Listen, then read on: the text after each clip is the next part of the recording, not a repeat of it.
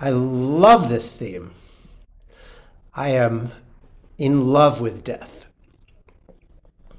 infatuated, in love, and I want us to get enthusiastic about it because it's the one idea that the ego loves to use to freak us out and make separation real. And here at Namaste, when we're all kind of committed to seeing the illusion of it, I do notice that when somebody dies or somebody's like getting close to die, the first reaction for most people is, oh, that's terrible news.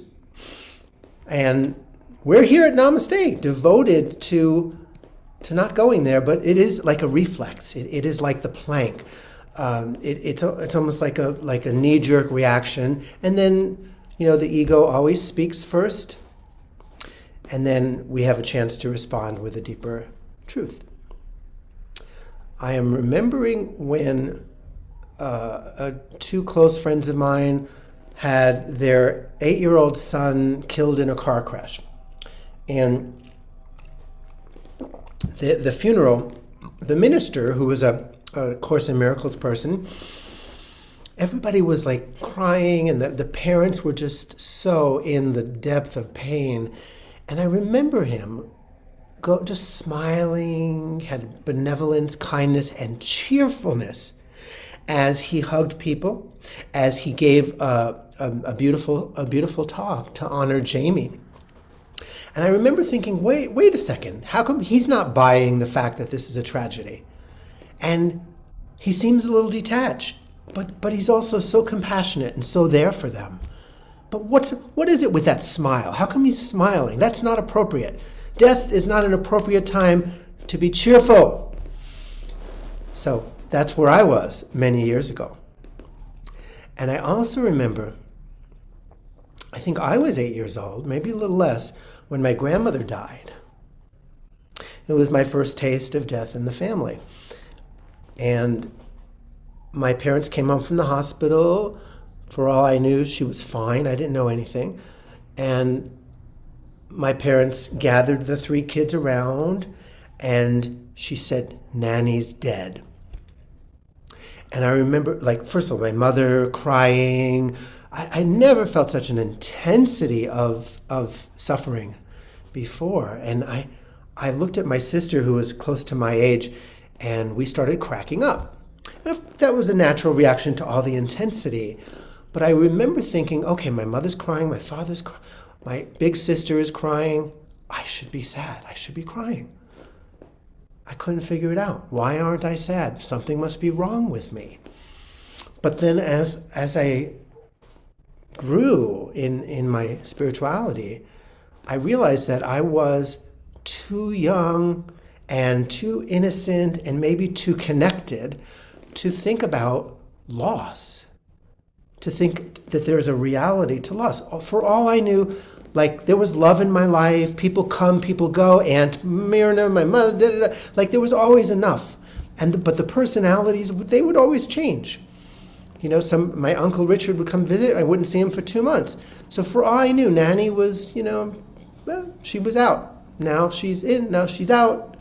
Personalities, so, when you're connected to, there is enough love in my life. I am love. I am love, and love is all there is. Then we don't get so attached to personalities and bodies.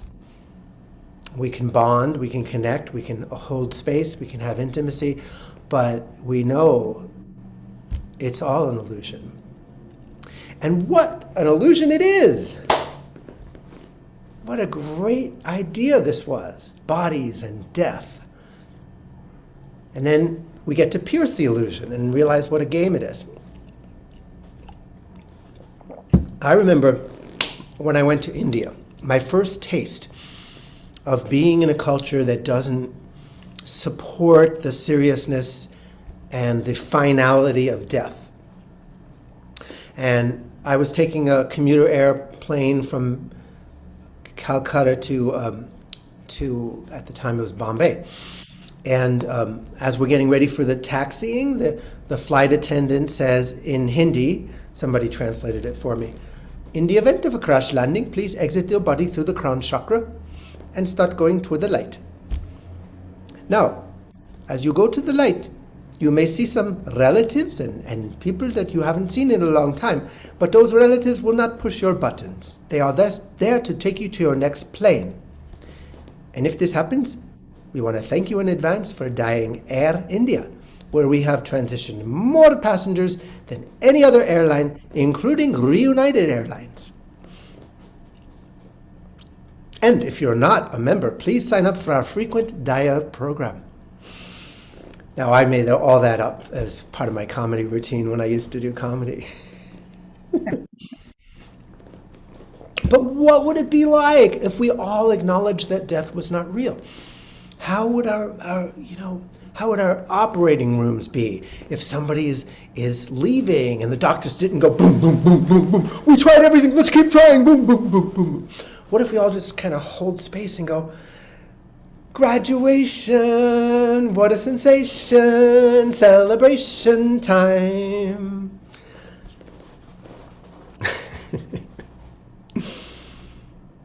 It's funny how much we worship our body, the longevity of our body. And to me, it's very sad how longevity is so valued over quality, over present moment joy.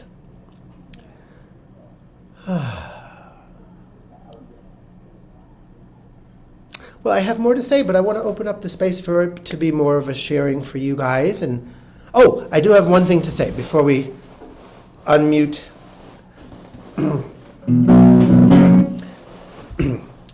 So, many of you know I am a channel, so sometimes I get out of the way and I hear voices. Now, occasionally I hear the voices of pop stars and rock and roll famous people who have made their transition. And it taught me a lot because Elvis, who had a pretty difficult end of his life, he was just in a lot of joy when he came through.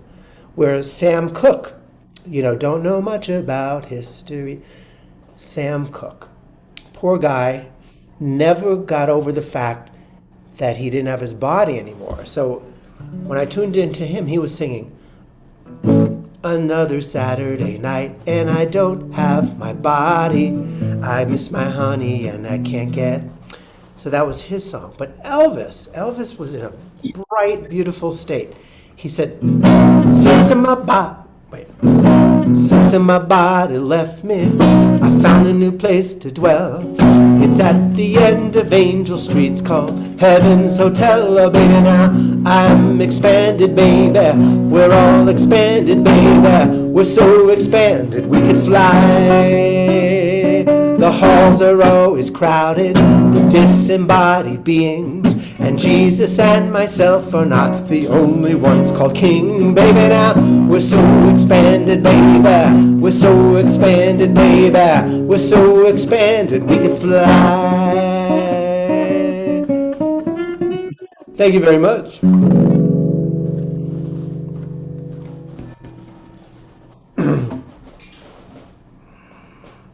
Thank you very much. Wow. I look forward to death. I look forward to it. I'm curious about it. I had a teacher, for many years, who came through a woman, and the woman channeled a being, called himself John. Very helpful, very clear, aligned with my Course in Miracles and everything. It was just a beautiful experience. And he mentioned, he never talked about himself, but when I asked, he did. And he said, one time I said, were you ever on this earth? And he said, oh, yes, many times.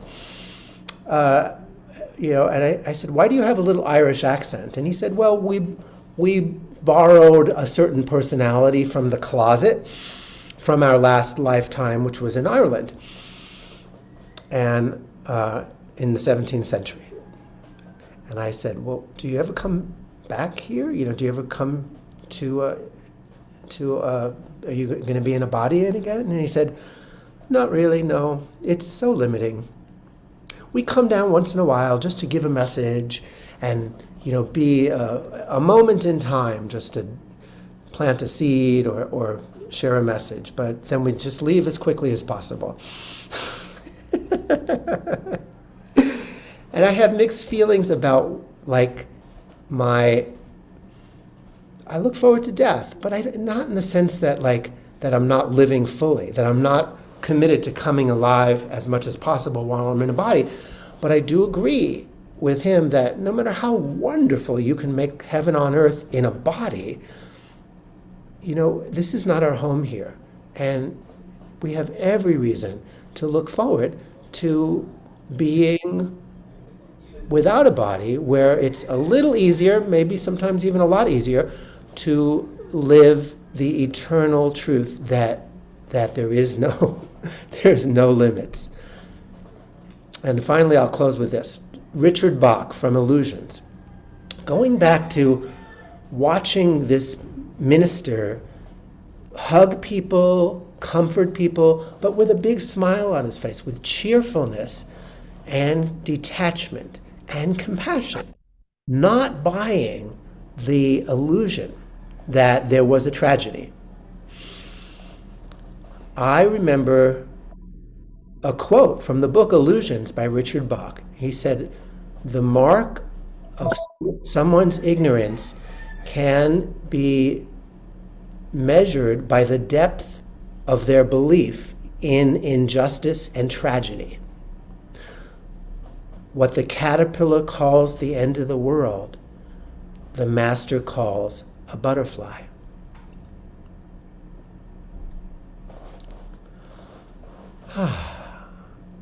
Thoughts, feelings, questions.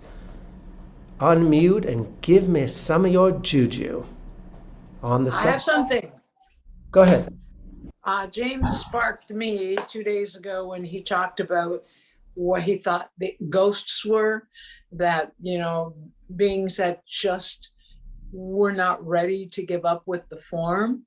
And then it occurred to me that all of my past life experiences that I have are just exactly that, the same me, because I have not allowed myself to get rid of my form and go to the light. I came to plant some seeds, but my roots kind of got stuck over many lifetimes. And I just wondered if anyone else had any thoughts on that. It is on the topic of death, but on any ideas about how we can let go of the form completely so we can go right back to that full that fullness that we are. I do believe I have an answer. I know, and a song. So the answer is to use this form that you're in right now to extend love. To use it as instead of I made a mistake and I'm acting out that mistake by being in physical form, and I've done it for many lifetimes, being attached to a personality rather than to the infinite. Instead of that, you switch the frame of reference to I choose to use this form to be an angel on this planet while I'm here. That's it. That's it. With no attachment to outcome or income or anything. Just, I'm an angel. This is my vehicle for expressing love. The moment you start to think of it as anything less than that, you're believing in guilt. Well, I guess this is my last round then. Indeed. Indeed. Unless when you reach an expanded state of consciousness, and you are in one with the universe, infinite, you have a different idea. Yeah, this is what I want to prevent. Yeah, but there's nothing to prevent. It's not a bad thing. I don't want to be the butterfly, not the caterpillar, but there it's still formed. Maybe you come in for a volunteer mission. I don't want to. Well, then, if you really don't want to, when your personality is done with this "I don't want to" thing, if you really, as a true soul, don't want to, you won't. I know. I mean, I don't know, but I'm realizing. But unfortunately, not for unfortunately, but the more like passion or let's say attachment, that's a good word, attachment that one has for getting out of Dodge, for leaving the birth Mhm. death cycle, the more probably they have lessons to learn here. Yeah. Easy come, easy go. Maybe I'll come back, maybe I won't. Who knows? I don't care. It's not my business. That's where you want to be. I do say my will to thy will, God. When I do realize that I have a preference, like I prefer a certain color, but I am more accepting than I've ever been in my life before. Us, the Course in Miracles, life's lessons have brought me to a softer, gentler being who really is understanding this more. Thank you so much. Thank you. Thank you. I have said to God many times, do not make me come back and go through acne again.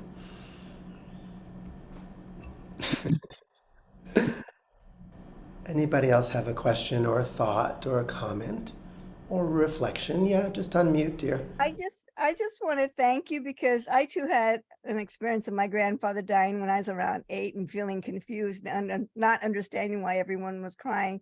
Because in my perception, he was looking very peaceful. What do I didn't know about death at that time. And to this day, I still cannot say I'm sorry you lost this person, because in truth, I don't feel sorry. I feel a sense of joy. They're free. They've accomplished what they came here to accomplish. It's like a graduation, like you said. And I appreciate the perspective of celebrating the death versus grieving, but I understand that the human heart and the human consciousness does grieve because there is a sense of loss. Um, so yeah, I'm looking forward to the expansion of awareness of all of us to where we just let things be. And I think that's also part of our own transitioning, it's letting go of all the fear, the doubts, the guilt, the the judgments that we experienced in our lifetimes, and really find the joy or be the joy that is always present, be the peace that's always present. um so that, yeah, I just wanted to thank you. I'm done.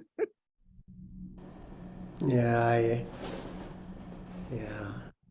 And I go back to that minister who had a smile and compassion at the same time and was very comforting and very empathic and very honoring of the grief that was going on around him without buying into it. That's what we would want to be as teachers of God. I'm here to be truly helpful.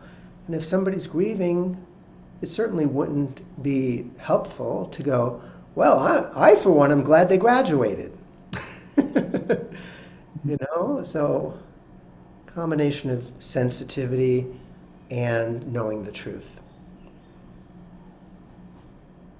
I I discovered as a young adult happiness when a woman who was like my second mother was a woman who I worked for as a waitress when I was a teenager.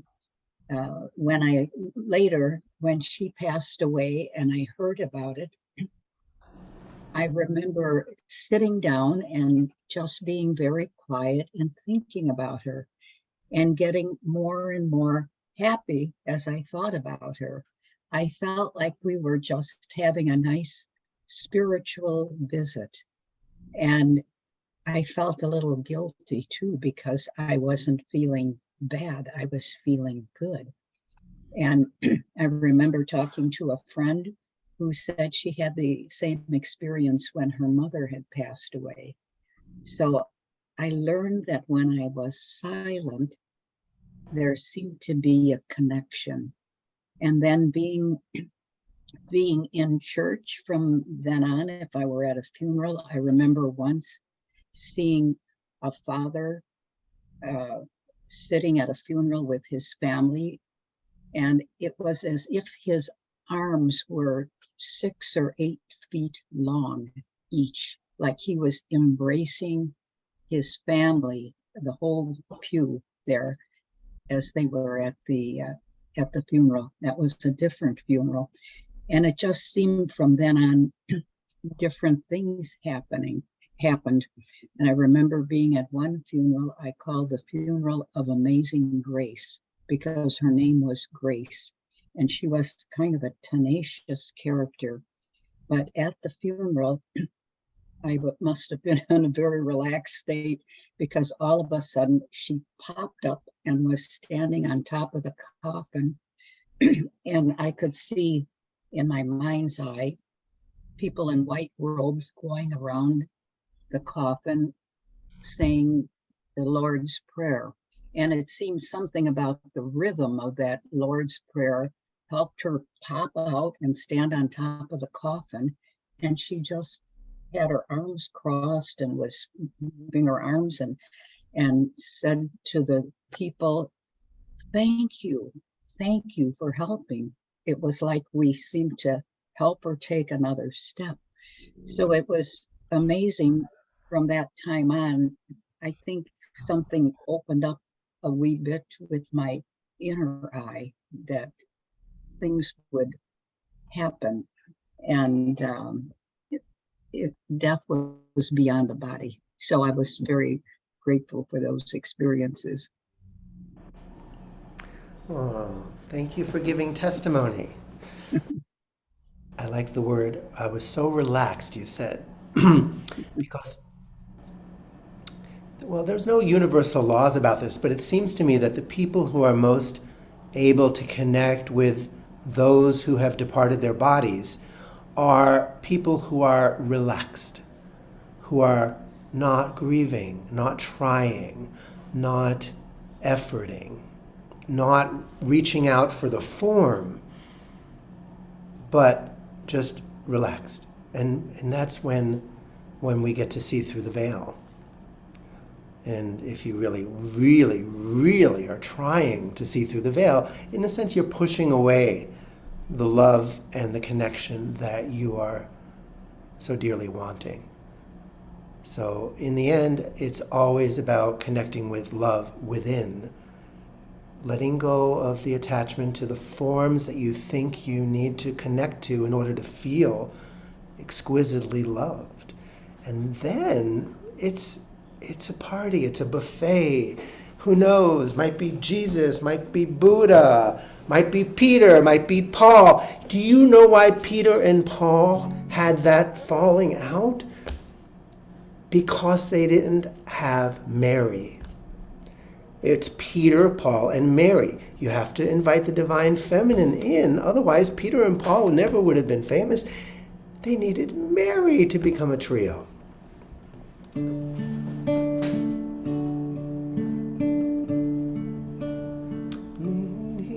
So this is a song by Charlie Thweet. Charlie, anybody know Charlie? Very, longtime Course in Miracles troubadour. And how about, do you remember Robert Varley? The Varley family, they were like some of the original Course in Miracles teachers in the 1970s. And in the 80s, Charlie and Robert were together. Robert was leaving his body, cancer, and Charlie was just holding his hand, looking into his eyes, seeing eternity. And he picked up his guitar and he wrote this song. And then Robert made his transition. And Charlie finished the song afterwards with the final verse, and you'll hear.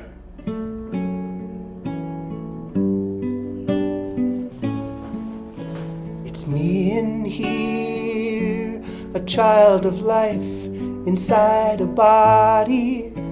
It's me in here, can you see beyond my skin? It's me in here, a child of love. I'm not this body. So take my hand and understand. I'm more than you can see.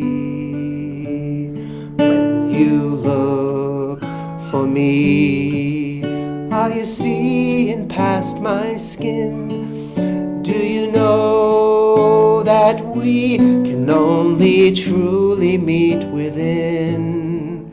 We're much greater than any distance you can see. Please remember that you will always be with me. It's me out here, a child of life without a body. It's me out here. Can you see behind the sky? It's me out here, a child of love. I'm not a body. So wave your hand and understand. I'm more than you can see. So wave your hand and understand. I'm more than you can see.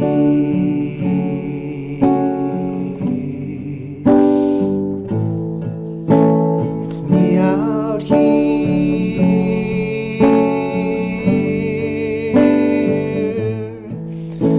It's me out here.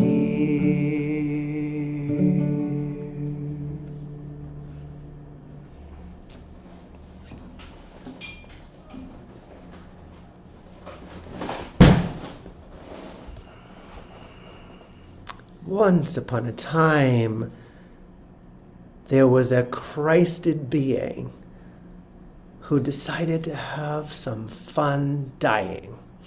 And they were trying and trying over and over again, dying this way, dying that way. Oh, they tried to get it right, but they missed out because you just can't do it. It's just impossible. So have fun trying or let it go completely. The only mistake you can make is forgetting to laugh. Separation is not a mistake. It's a fun experiment. Forgetting to laugh, now that could use some improvement. Have a great week. Adios, amigos. Adios. Thank you very much. Thank you, Scott. I'll put this up on my YouTube channel in a few minutes. Thank you, Scott. That was great. Oh, wow. That was all great. I love you. Thank you. Have a good week. Big love. Love Love your you. songs and verses. Thank you, Thank darling. you. Thank you, everyone. Beautiful.